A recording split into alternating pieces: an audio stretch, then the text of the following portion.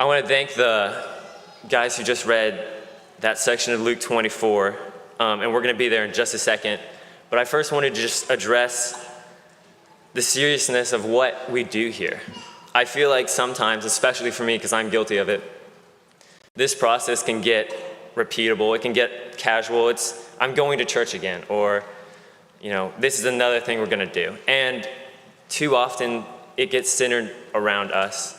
It gets centered around questions of how can I consume, instead of how can I draw to the one that really, really does matter. We ask questions like, who's speaking today? Who's leading singing? When is class going to be over? When do we leave for church? That sentence doesn't even grammatically make sense. And yet, it's super casual to us. And so, I want this to be something that we are focusing our minds on, because that's what we are doing. We're going into the presence of God, the one who created the universe.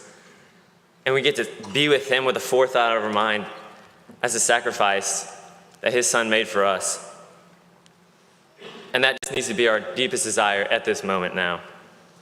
If we go into Luke 24, we can see that this is just a few days after the resurrection, and these two disciples are walking on this road, and they're prevented from seeing Jesus in this case. But I think this has big similarities to our lives as well, in the sense that many, many times we are missing Jesus in our walk. He is around us, he's with us, he's in us, and yet we continue to miss him.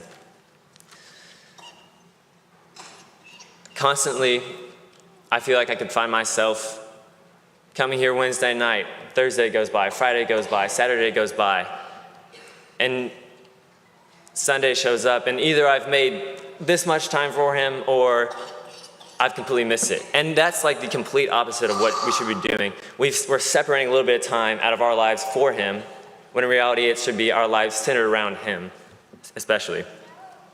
But what I think is super, super powerful in this passage is verse 35, when it says, "Then they began to describe what had happened on the road, and how he was made known to them in the breaking of the bread."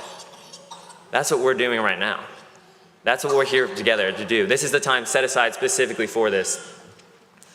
And this is the most important thing we could be doing right now. There is nothing else that would want to take my attention from right now.